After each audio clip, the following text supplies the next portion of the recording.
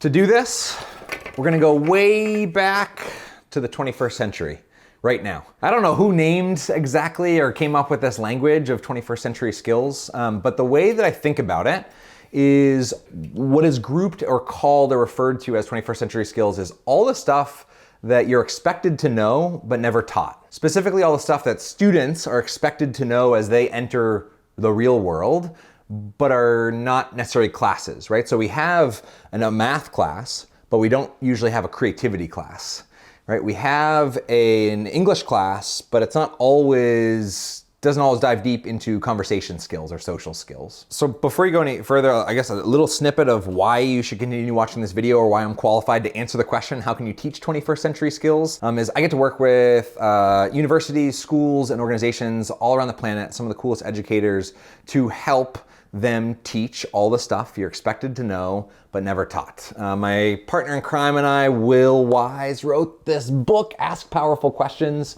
Create Conversations That Matter. And I think the framework that we walk through in that book, without necessarily saying 21st century skills, 21st century skills, 21st century skills, points to a lot of 21st century skills. In this video in particular, I'm gonna unpack 3 specific activities or exercises that you can do to teach these skills to your students or participants in whatever context you might be. The original inspiration for this video was somebody who reached out and said, hey, I'm really curious about role-playing exercises for middle schoolers to help model positive, healthy relationships. Her name is Katerina. She lives in Canada. So thank you, Katerina, for inspiring this video. If you're taking notes or you want to take notes so that you can take these 3 exercises and build them into your own lesson plans or structures, they are called Train Tracks Lineup, RPQ, and Truples Are You Listening?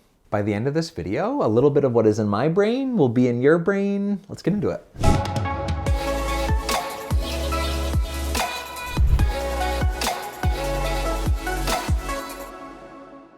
Before you judge any of these exercises as like super great or super terrible, it matters the way that you facilitate them. I'm sharing these 3 in particular with you because I've led them with thousands of people and they generally don't go too wrong. But it does matter how you actually frame them up, the intention you give, etc. I would invite you to take the mechanics of these exercises, but contextualize them really well for your group. So if you're working with middle schoolers, I would do things a little bit differently than I would if I was working with a bunch of executives at a Fortune 500 company, right? So you just need to make that switch in your brain a little bit. The first activity, Train Tracks Lineup, is very simply you get your group and put them in 2 rows. You can do this virtually in just pairs, or you could split people up into groups of 3 in breakouts, but physically lay people out facing each other. They could be 6 feet away if you want a social distance. And you make 1 line the listeners and 1 line the talkers. And you go through 3 rounds and you give the talkers the same prompt, all right? Describe your home. That's it. Describe your home, and they describe their home to the listener, whatever that means to them, right? So if they moved around a lot, they could be talking about that. If home to them was the kitchen, they could talk about that. If home to them was actually the people they were with, they could talk about that. Now here's where the nuance comes in, where you get to really dive into some of these 21st century skills around social skills, around how do we listen and be in conversation effectively with each other. So before I invite the talking track to talk, I invite them to block their ears so it sounds a little bit muffled. And as I have them blocking their ears, I whisper to the other group, and you could just have them turn their volume on mute if you're remote. I say to the listening track or the listening group, I say, right now in this first round, I want you to listen for just the facts, right? Just get the facts. Don't get anything else in what they're saying. Just listen for what they are saying, literally, factually, what it is. So listen for the color of the wallpaper in the kitchen, listen for the amount of family members they have, etc. And just pay attention to that. At the end of that round, so they describe their home, they listen for the facts, they can reflect back just the facts. Or what you can do, and I would invite you to do that actually, because that reflective listening is just good modeling for conversation. So second round, flip roles. So if you were the talker last, be the listener now. Invite the talkers to muffle their ears, and I whisper to the listening group, right now, The aim is to listen for the music behind the words. So don't listen to just the words they're saying. Listen for the music behind the words. And I don't usually offer any more explanation than just that. All right, talkers, you ready? Your prompt is describe your home. Same prompt. They do that. They reflect back what they heard the music behind the words being.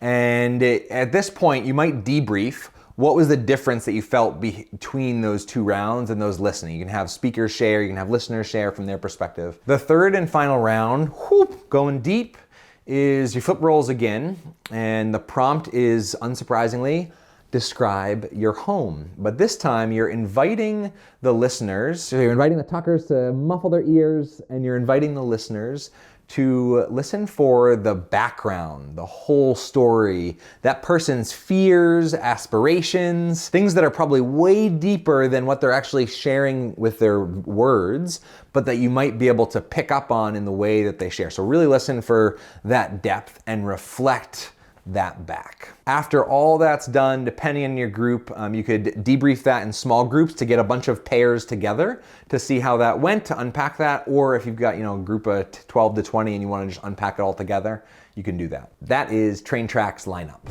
Second activity, RPQ. I'm not gonna lie, I thought of the name of this at 4 a.m. this morning before filming. I've done this exercise dozens and dozens of times with hundreds of people, but I've called it, I don't actually know that I've named it anything, but RPQ came to me. So if any of you happen to be video game nerds, once upon a time when I was in middle school, I liked to play role-playing games, right? RPGs, they're known as. RPQ, I actually got the concept for this activity from an English teacher who bought our deck of WeConnect cards to use in her classroom. So she was teaching and she would have people use their cards with questions on them. So she would use the questions as journaling prompts, as connection before content conversation prompts, a whole bunch of ways to use them. But one way that she used them that I thought was brilliant is they were reading Shakespeare. And she didn't call it this, but they did role-playing question answering, or role-playing question swap. So everybody got a question. They answered that question though as if they were a character in the Shakespeare play that they were reading. So they answered this question. So let's just take, for example, what is something kind that someone has done for you recently? And if you were Shakespeare, how would you answer that, right? Kind of a cool idea. So RPQ, role-playing questions. My invitation here though is totally open. This activity has limitless possibilities because you can invite people to, you're probably not gonna have people role-play Shakespeare if you're trying to teach 21st century skills, but you might invite people to answer questions as if they're the best listener on the planet, or answer questions as if they're the worst listener on the planet, or invite them to ask questions as if they don't care, and then invite them to ask questions rooted in their natural, genuine curiosity, right? So insert any dynamic, and you could literally go through a list of 21st century skills and say, answer this question as if you were really creative. Answer this question as if you had mastered critical thinking and you were just a really thoughtful person. Answer this question as if you had not enough time and you were in a rush and you needed to get to the next thing, right? All of this would totally change those dynamics and allows you to role play while also connecting over some really cool questions. So you can use your own questions. You're gonna look them up on the internet. You can write them on a 3x5 index card, or you could download a free set of WeConnect cards for free at the link in the description. Or, and I'm not here to sell you card decks, but you can pick up a deck of these on Amazon or in any of the links below and have a deck of WeConnect cards shipped straight to your house. Really cool deck of 60 questions that, again, create an infinite amount of potential to teach 21st century skills. I'm not gonna lie, as I'm filming this, I actually kind of forgot what I called it because, again, I didn't have like a name for this activity, so I don't remember what I called in the beginning of the video, so you could stick with that, or you could just call it Truples Tandem Listening. The idea here is either virtually or remotely. If you're in person though, you set up 3 chairs. 2 chairs facing each other, so people just locked in face to face, and then 1 other chair that's kind of like off to the side. And then you've got a role speaker, listener, observer. And this person off to the side has a notebook. You're inviting them to actually take notes on what they're hearing that person say. And there are two ways to do this. You can either walk through the first activity that I shared, those levels of listening for just the facts, listening for the music behind the words, or listening for people's backgrounds, fears, aspirations, the whole story. Or you could unpack some layers of reflective listening. So you could have the listeners just reflect back verbatim what they heard. You could have them simply translate what they heard. You could have them offer a kind of a far out translation, or you could have them just connect the dots from something in their life to something they said in the beginning to something they said at the end, or something from their life to that. And the idea is that the observer, who isn't in the role of actually reflecting back, is just writing down as much as they can record, and you're kind of checking that person's reflection against the observer's list.